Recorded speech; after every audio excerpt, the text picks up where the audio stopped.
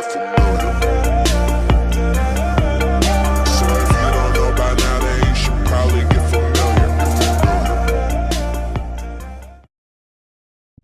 दक्षिण कोरिया की स्मार्टफोन निर्माता कंपनी सैमसंग अपने गैलेक्सी A71 5G हैंडसेट पर काम कर रही है। वहीं इस फ़ोन को 3C सर्टिफिकेशन अथॉरिटी और गीक बेंच पर देखा गया था। वहीं अब इस फ़ोन को TENAA पर भी स्पॉट किया गया है।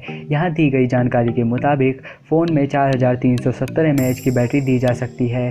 साथ ही इसके डायमेंशंस 162.6 × 75.5 × 8.1 मिलीमीटर और वज़न 185 ग्राम होगा। तो चलिए जानते हैं फ़ोन के संभावित फीचर्स की डिटेल्स।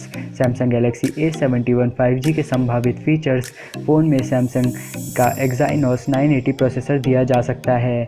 वहीं शैनन 5G मॉडेम भी उपलब्ध कराया जाएगा। आपको बता दें कि Exynos 980 5G प्रोसेसर को सबसे पहले Vivo X30 सीरीज़ में पेश किया गया था।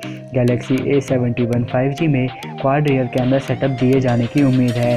इसका प्राइमरी सेंसर 64 मेगापिक्सल का होगा, वहीं दूसरा 12 मेगापिक्सल का अल्ट्रा वाइड सेंसर, तीसरा 5 मेगापिक्सल का मैक्रो और चौथा 5 मेगापिक्सल का डेप्थ सेंसर होगा।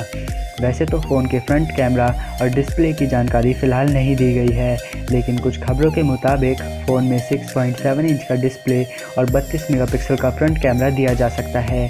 इसके अलावा फ़ोन में 128 GB तक की स्टोरेज दी जाने की उम्मीद है। वाईफाई अलायंस वेबसाइट के मुताबिक फ़ोन में वाईफाई डुअल बैंड कनेक्टिविटी भी उपलब्ध कराई जाएगी। यह फ़ोन एंड्रॉयड 10 के साथ पेश किया जा सकता है। फ़ोन में 8 GB की रैम हो सकती है।